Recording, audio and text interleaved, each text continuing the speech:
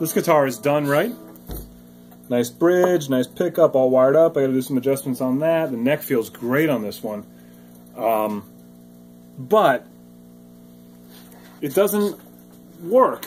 Even with all this bracing I did and all the work I put into this thing, with the grains going this direction and the fact that it's just this light pine, it just sort of, it just doesn't, it's not the neck that's bending, it's just the body just gets all, and I can see it like, I mean, I shouldn't be able to bend the guitar that out of tune that easily. So I think I'm going to have to abandon this body after all the work, But one thing I was thinking about doing was actually like drilling it out and like putting like steel rods in there or something to see if I could just sort of strengthen it up since I got so much time to it. Maybe I'll mess around with that some other day, but fortunately I have a lot of cheap labor here at the shop and this guy over there.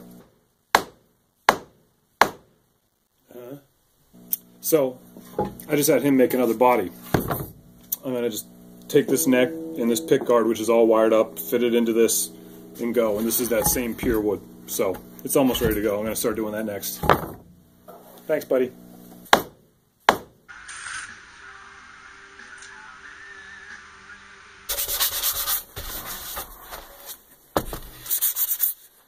Well, I got to tell you that even though I had a lot of time invested in this thing, I'm glad it's on the wall now. I've got a much better looking body to work with here. That really wasn't that much work. The hard part was getting everything all set up and designed, and once I just had to copy it, it wasn't that big of a deal.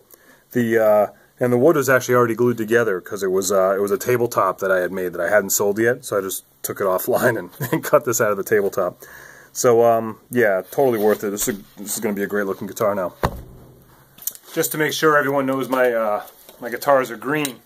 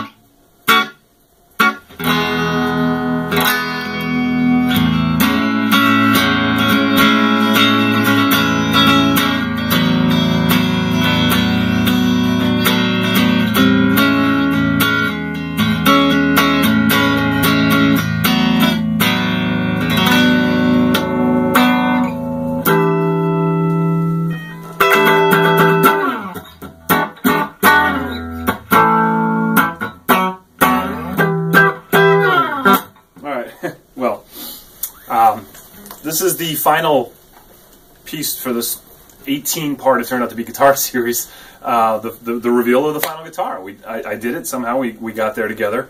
Well, I guess you guys are just watching it, but if you got this far, I'm pretty impressed because I don't know if I could get this far through it.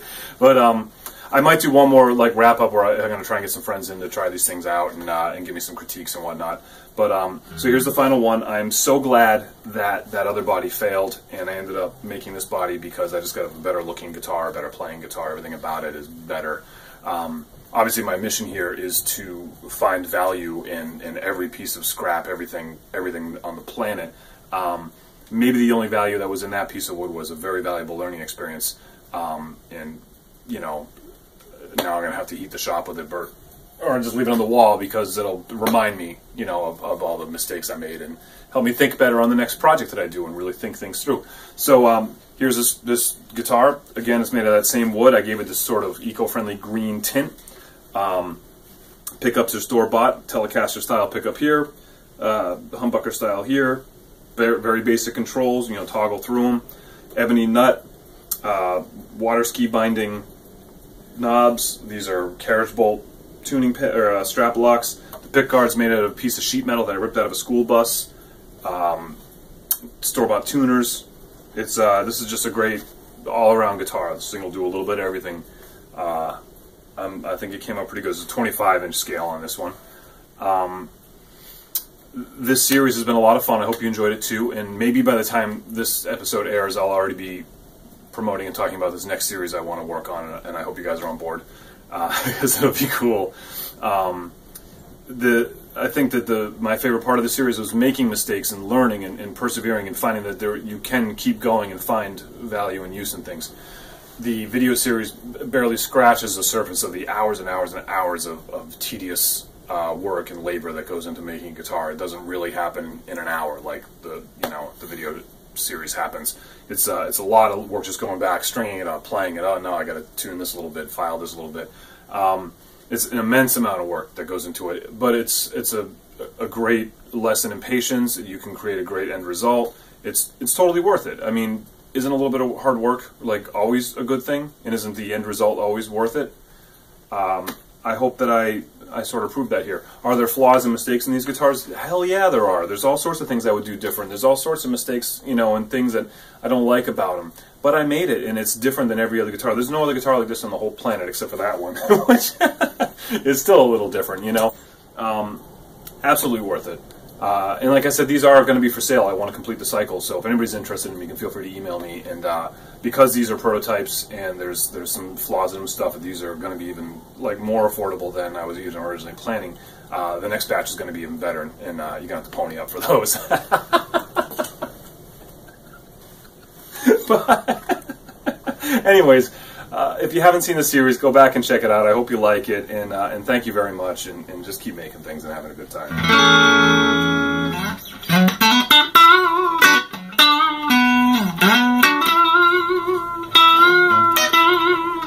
That's like the only blues riff I know. I'm not really a guitar player, in case you haven't figured that out.